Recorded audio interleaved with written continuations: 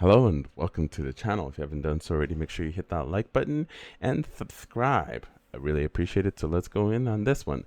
So we got a Corvette that's running from the police. Now, this is an interesting one. The ending is good. Is it good though? Not really. But anyway, we'll get to that when we get there. When it comes to high-speed chases, or when it comes to you taking your chance and decide that you want to flee from the cops, you only have a very limited amount of time, because once that helicopter shows up, game over. Most of the time, I want to say like 90% of the time, the jig is up once the helicopter shows up. You literally have a very small window to get away from that cop that you decide to run away from, whether it's the ones in the SUV or whether it's their Chargers, etc. You have, or the Crown Vics.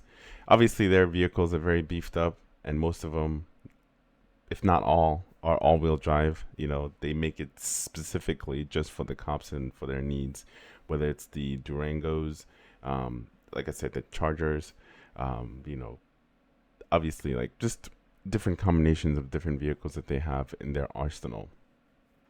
When it comes to fleeing, every county, or should I say every state, is different on their laws on what they can do and what they can't do. Now, if this was in Arkansas, they don't care, man. They don't care. They don't give a fuck in Arkansas.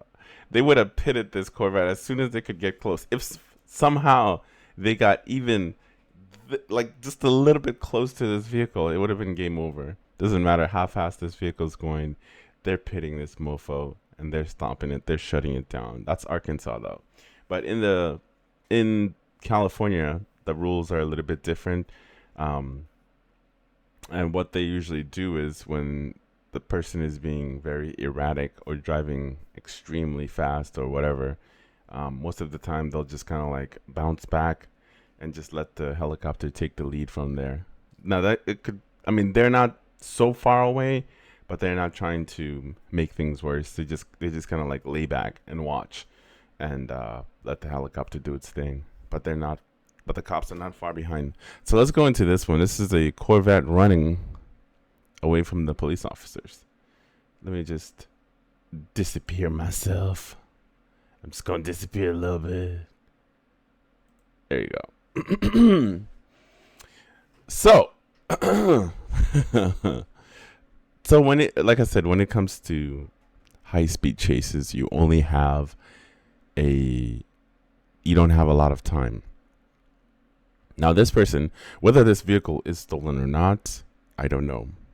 I'm not going to go into the context of what happened and how this chase started and all that stuff. We ain't going to do any of that. I'll leave in the description if you want to go check it out for yourself, as well as leave a link for the full video, which we are not going to do. But the ending, yo, you know, buddy, good job. So anyway, he's gotten far away from the cops, where they're not that far away, but they're not close by, like on his rear behind, on his behind, trying to stop it and shut it down. But they're not that far. At this point, they're just letting the helicopter do its thing. So at some point, he's going 142, 146. Woo! My man is flying. I think I've seen one chase, and the dude was in a Hellcat, and he was letting it rip. Now, another way that you can get away from this, I've seen it happen like a few times. It's like I said, it's very rare for you to get away from this high-speed chases. And I think he goes into like a populated area in Los Angeles and just drives into the one of the parking lots, or one of the what is it called? One of the parking garages, and that's how he disappears. And see, like, the helicopter can't keep track of that. At this point, at least the ABC News chopper has lost visuals of the vehicle. And once you go underground into the parking lot, I'm sure they can pull the security cameras and try to find out who parked where, blah blah blah. So if the guy covers his face and the car is stolen, maybe he got away. But if the car is under your name, bro, it's just a matter of time before they send this the SWAT team to your house, because they don't like being made a fool of. Trust me, and they will rough your ass up once they get their hands on you. But in my opinion, is it worth it? No. Just pull over, deal with whatever consequences comes your way, and pay your fines, do a little bit of jail time, come back out, and you have a fun story to tell.